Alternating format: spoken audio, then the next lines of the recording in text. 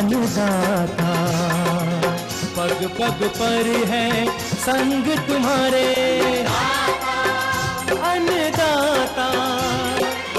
लहू किसानों का बन के पसीना सींचता है धरती का सीना।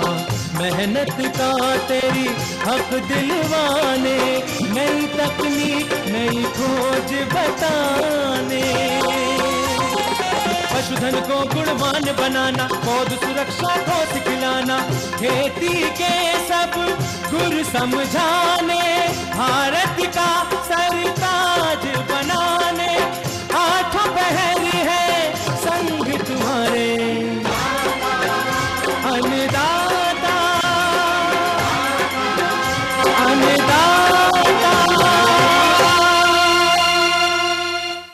नमस्कार, मैं हूं कात्यायनी चतुर्वेदी और आप सभी दर्शकों का अन्नदाता कार्यक्रम में बहुत स्वागत करती हूं। हर रोज की तरह कार्यक्रम लेकर आई हुई हूं खेती बाड़ी से जुड़ी हुई बहुत सारी लाभकारी जानकारियां। तो चलिए फिर सबसे पहले देखते हैं क्या है विशेष आपके लिए आज के कार्यक्रम में। जैविक खेती किसानों के साथ साथ सबके लिए लाभकारी तकनीक। गृह वाटिका और टेरेस गार्डन में फल सब्जियां कैसे लगाएं। अच्छे बाजार भाव एवं बाजार मांग के अनुसार गुड़ बनाने की विधि।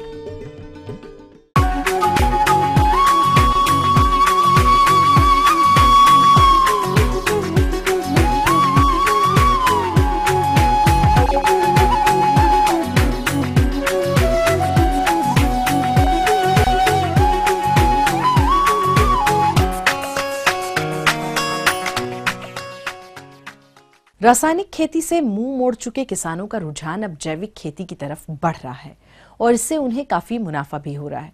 हरियाणा के जिला कुरुक्षेत्र के एक ऐसे ही किसान हैं राजकुमार, जो पिछले 5 वर्षों से जैविक खेती करके अपनी फसलों से अच्छा उत्पादन ले रहे हैं। तो जैविक खेती करते समय वो अपनी फसलों में कौन कौन से कार्यों को अपनाते हैं, आइए जानते हैं उन्हीं की जुबानी।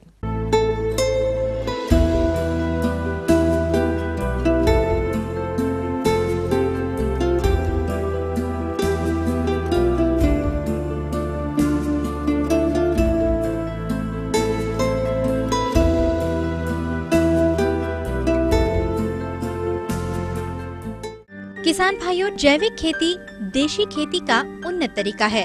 इसमें रासायनिक खाद, कीटनाशकों, वृद्धि नियंत्रकों का उपयोग नहीं करके खेत में गोबर की खाद, कंपोस्ट, वर्मी कंपोस्ट, जीवाणु खाद, फसल अवशेष, फसल चक्र एवं प्रकृति में उपलब्ध खनिज जैसे रॉक फॉस्फेट, जिप्सम आदि द्वारा पौधों को पोषक तत्व दिए जाते हैं।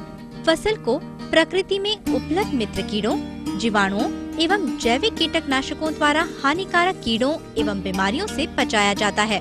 अतः ये बोल सकते हैं कि जैविक खेती कुछ भी नहीं है, बल्कि उत्पादन की एक वैकल्पिक प्रणाली है, जिसमें किसी प्रकार से कृषि, बागवानी, पशु व मत्स्य उत्पादन प्रणाली में कोई भी रासायनिक उर्वरक, रोग एवं कीटनाशक या कोई भी नकली या बनावटी उत्पाद, वृद्धि नियामक तथा शक्तिवर्धक उत्पाद आदि संसाधनों के प्रयोग के बिना जीवित मृदा को बिना नुकसान पहुंचाए खेती करते हैं।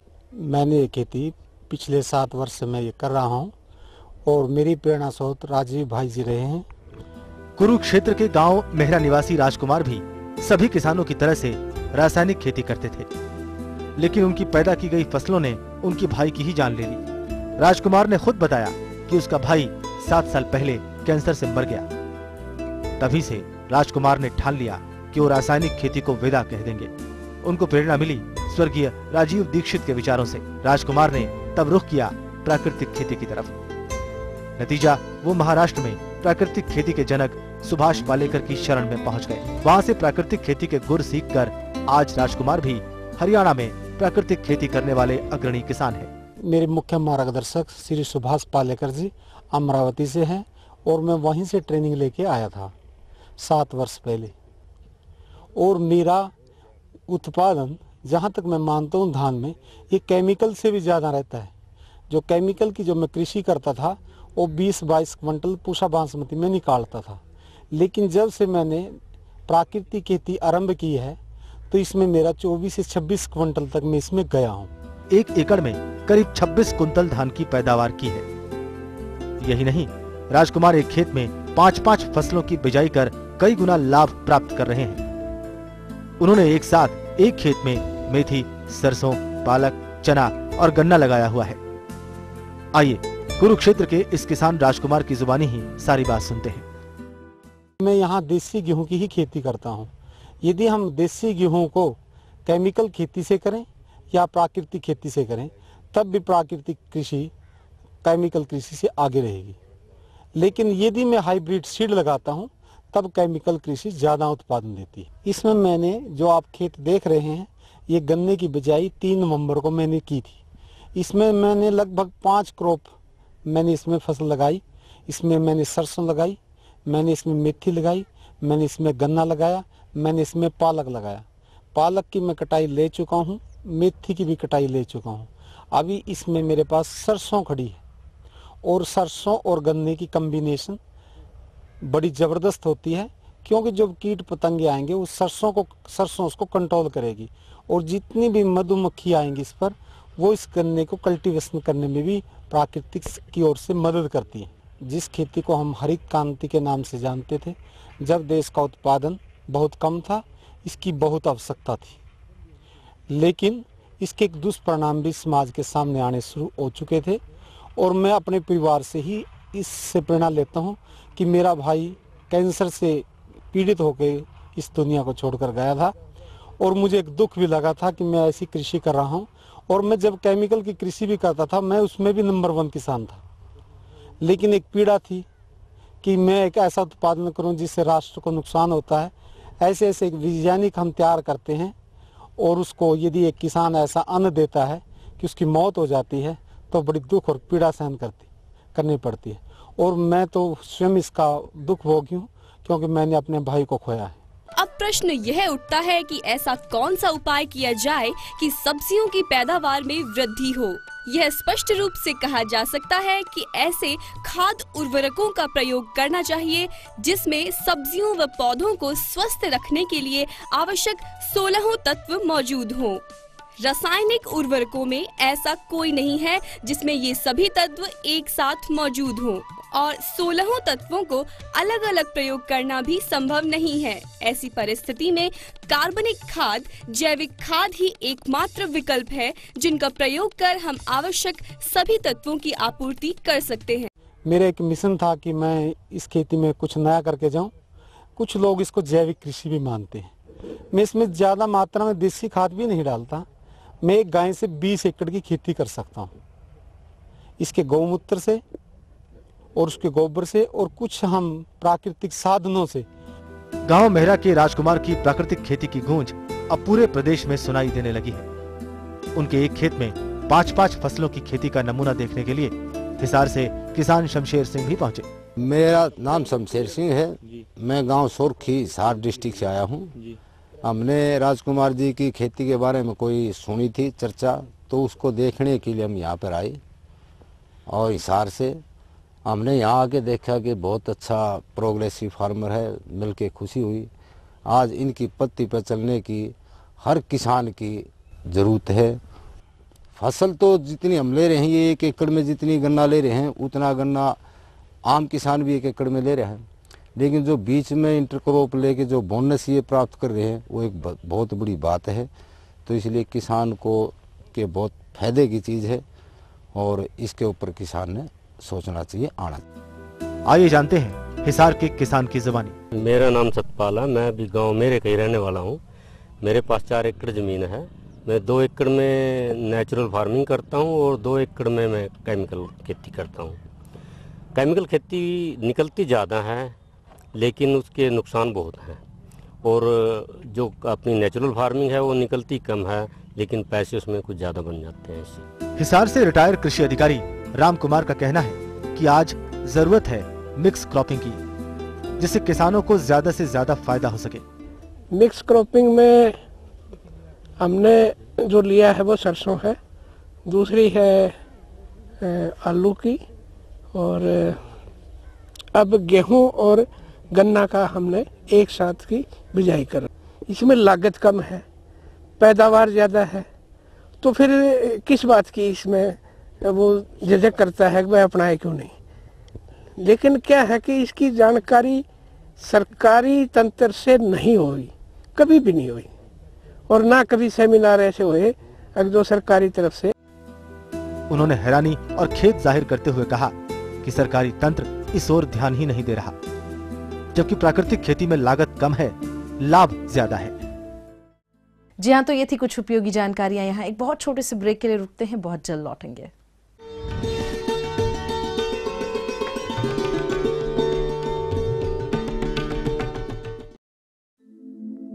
दुनिया के नक्शे पर यह है इंडिया मेरी जान।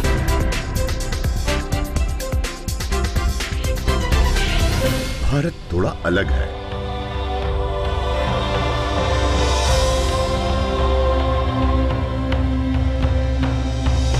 देखा आपने, इतना सा भी छूट जाए तो सच अधूरा रह जाता है। बदलते भारत का पूरा सच। राष्ट्रीय समाचार हर रोज सुबह 8 और दोपहर 2 बजे।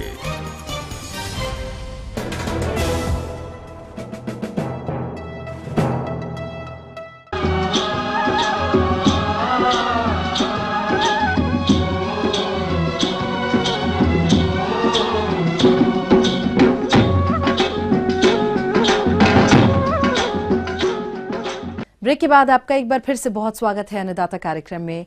बढ़ते हैं अपनी अगली प्रस्तुति की ओर।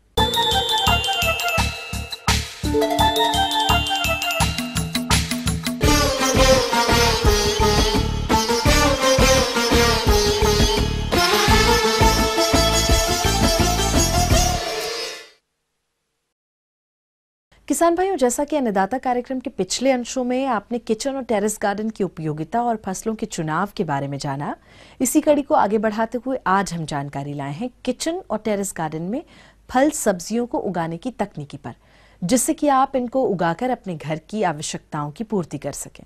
छत के ऊपर बरामदा, खिड़की के छज्जे, घर में खुले स्थान जहां पर सूर्य की रोशनी तथा पानी की सप्लाई की सुविधा हो, वहां पर टेरेस गार्डन बेहतरीन ढंग से स्थापित कर सकते हैं, क्योंकि पौधे सूर्य की रोशनी एवं पानी प्राप्त कर अच्छी प्रकार विकास करते हैं, गुणवत्ता युक्त सब्जियों एवं फलों का उत्पादन करते हैं।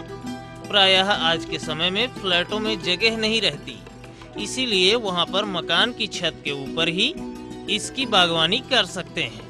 टेरेस गार्डनिंग अच्छी तरीके से छत के ऊपर ही किया जा सकता है, क्योंकि पौधे ऊपर खुले वातावरण का अच्छी प्रकार से लाभ लेकर विकास करते हैं। लेकिन यदि बहुमंजिला इमारतें हैं तो उसके बरामदे एवं खिड़कियों के छज्जे पर गमलों एवं किसी पॉट में रखकर टेरेस गार्डनिंग की जा सकती है। टेरेस गार्डन के प्रकार: फलदार पौधों की बागवानी, सब्जियों की बागवानी, फूलों की बागवानी, कैक्टस एवं सरस पौधों की बागवानी, औषधीय पौधों की बागवानी।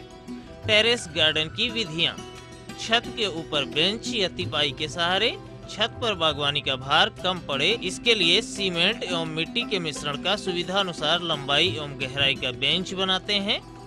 उसमें फल एवं सब्जियां उगाने के लिए 2 भाग दोमट मिट्टी, 1 भाग बलुई मिट्टी, इसके बाद मिट्टी में 1 भाग कंपोस्ट मिलाकर बेंच एवं तिपाई को भरते हैं और उसमें सिंचाई के लिए 1 इंच नाली की जगह छोड़ते हैं। नए भवन में टेरेस गार्डन: यदि आप नया मकान का निर्माण कर रहे हैं तथा आपकी योजना टेरेस गार्डन की है, तो टेरेस गार्डन के लिए उपयुक्त छत एवं प्रभावी उपयोग के लिए शुरू से ही आवश्यक लंबाई एवं गहराई पर ध्यान दिया जाए।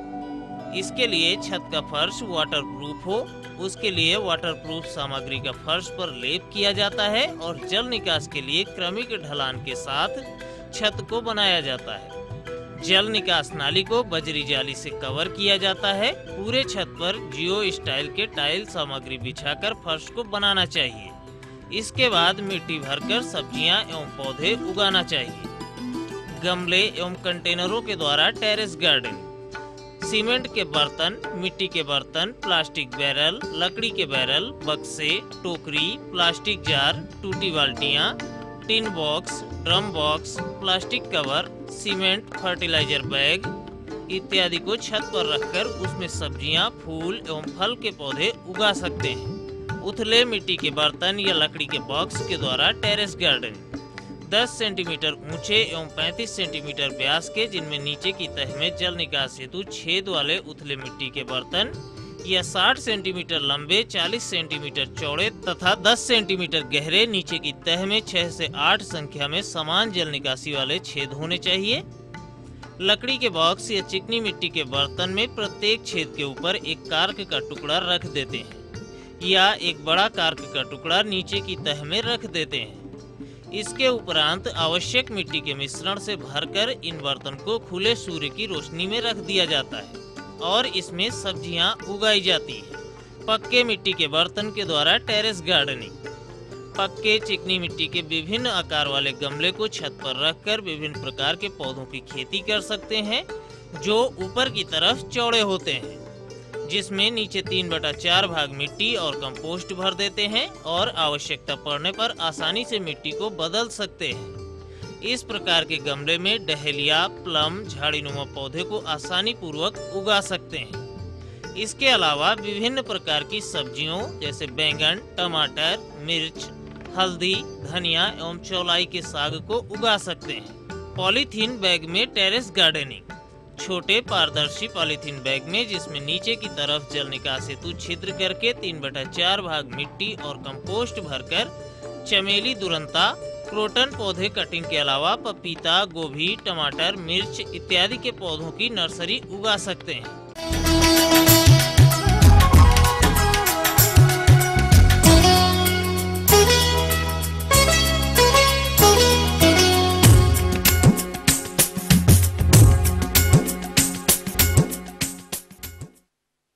प्रदेश में गन्ने की कटाई का कार्य चल रहा होगा और इस समय अधिकतर किसान गन्ने की कटाई करके सीधे मिलों में बेच देते हैं, लेकिन कुछ किसान गुड़ बनाने का कार्य भी करते हैं और इसीलिए हमारे जो किसान भाई बाजार मांग के अनुसार अच्छा गुड़ बनाना चाहते हैं, वो गुड़ तैयार करते समय कौन कौन सी महत्वपूर्ण बातों का ख्याल रखें, इस बारे में अपने सुझावों को बता रहे हैं एक सफल किसान रोशन लाल विश्वकर्मा।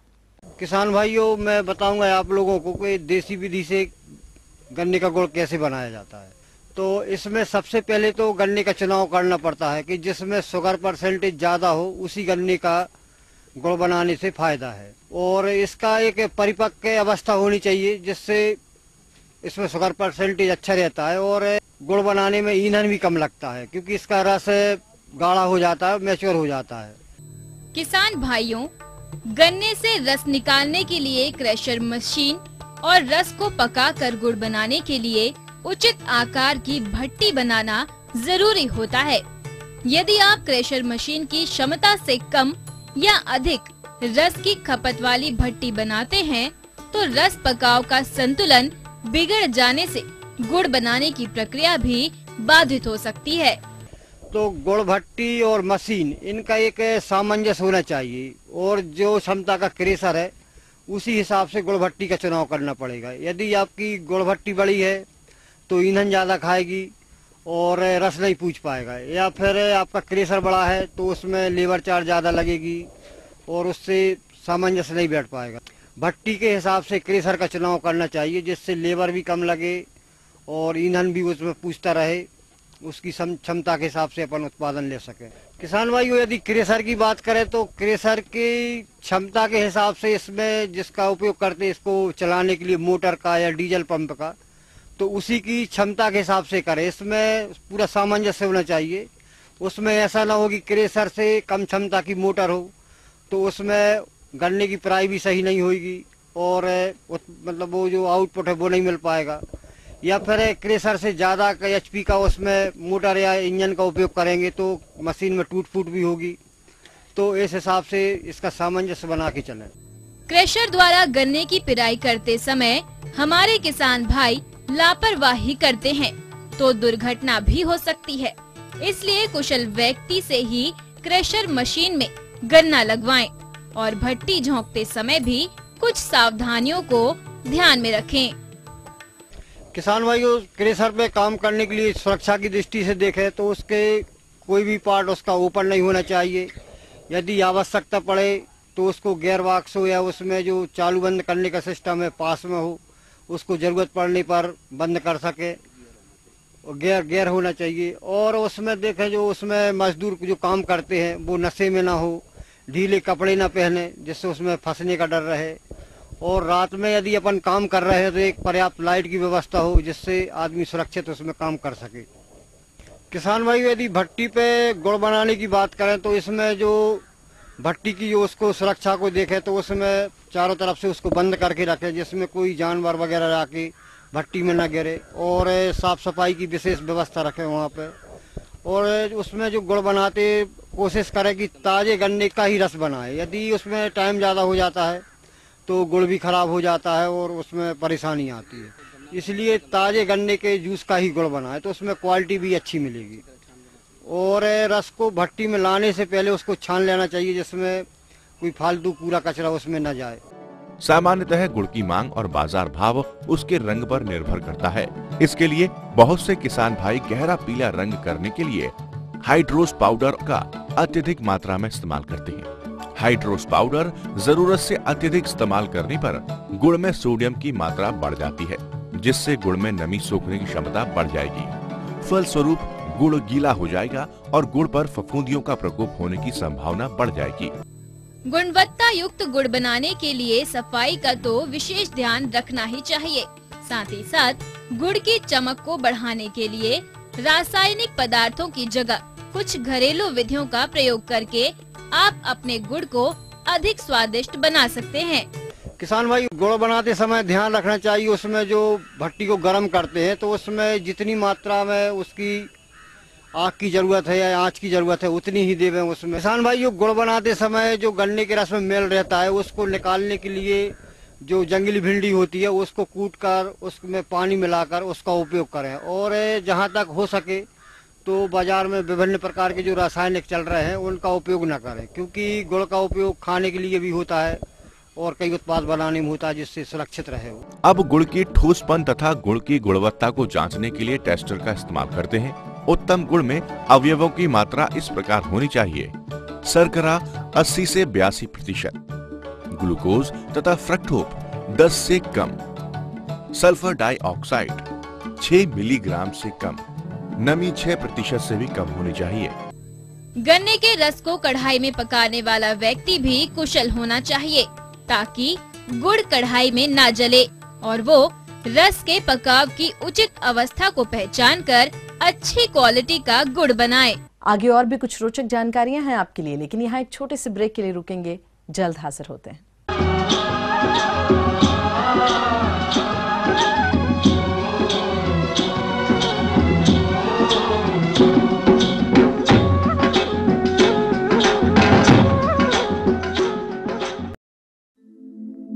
दुनिया के नक्शे पर यह है इंडिया मेरी जान।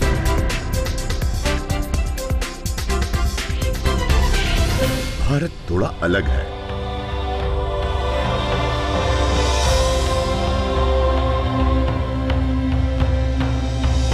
देखा आपने,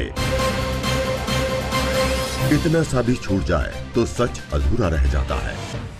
बदलते भारत का पूरा सच। राष्ट्रीय समाचार हर रोज सुबह 8 और दोपहर 2 बजे।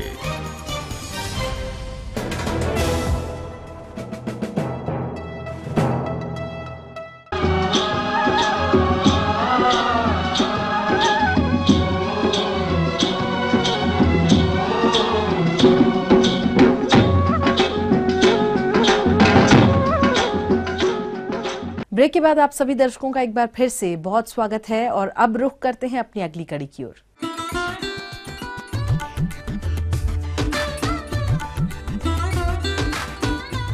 अन्नदाता हेल्पलाइन निशुल्क फोन संपर्क सेवा के माध्यम से आपके द्वारा पूछी गई समस्याओं में से 1 या 2 महत्वपूर्ण समस्याओं को हम अपने कार्यक्रम में जरूर शामिल करते हैं और इसी के तहत आज की चयनित समस्या और उसका जवाब इस प्रकार है।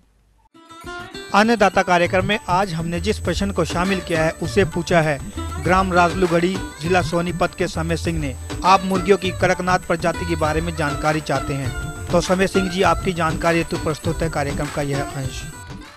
आज किसान भाइयों हम बात करेंगे हमारे देश की एक प्रसिद्ध पोल्ट्री ब्रीड के बारे में, कड़कनाथ,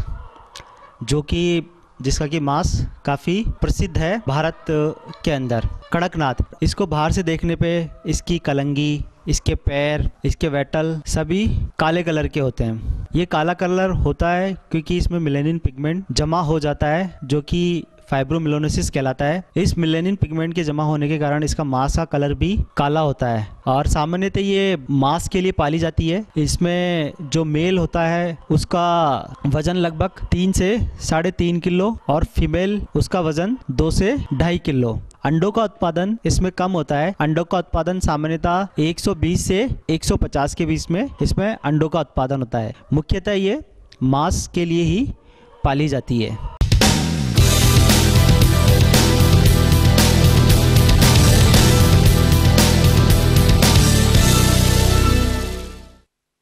तो राज्य की विभिन्न मंडियों में कृषि उत्पादों के चढ़ते उतरते बाजार भाव की संक्षिप्त जानकारी इस प्रकार है।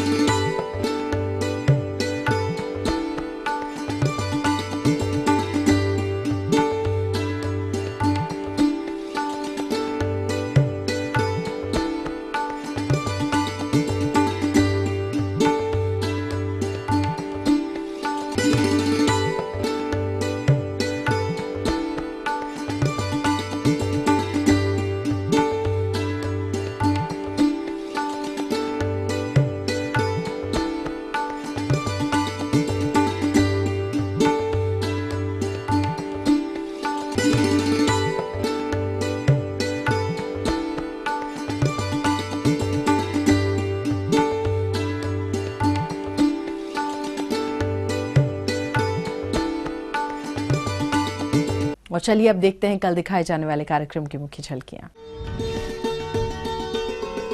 अधिक लाभ हेतु ठंड के मौसम में मुर्गियों की देखरेख और प्रबंधन। अधिक फूलों की उपज हेतु पॉली हाउस में कार्नेशन की खेती। हम ये उम्मीद करते हैं कि आज का कार्यक्रम आप सभी दर्शकों के लिए बेहद उपयोगी रहा होगा। किसान भाई और अन्नदाता आपकी सेवा के लिए संकल्परत है और कृषि संबंधित समस्या एवं सुझावों के लिए आप हमें इस पते पर संपर्क भी कर सकते हैं। हमारा पता है प्रोड्यूसर अन्नदाता ETV Haryana Himachal Pradesh Ramoji film city Hyderabad 501512 और हमारा ईमेल एड्रेस है annadaata.hr.hp@etv.co.in। और इसके अतिरिक्त आप हमें निःशुल्क हेल्पलाइन नंबर 180010845999 पर सोमवार से शनिवार सुबह 10 बजे से शाम 4 बजे के बीच में कभी भी संपर्क कर सकते हैं। तो फिलहाल अन्नदाता की पूरी टीम को दीजिए इजाजत। कल फिर इसी समय आपसे होगी मुलाकात कृषि संबंधित कुछ और महत्वपूर्ण रोचक जानकारियों के साथ। तब तक के लिए नमस्कार।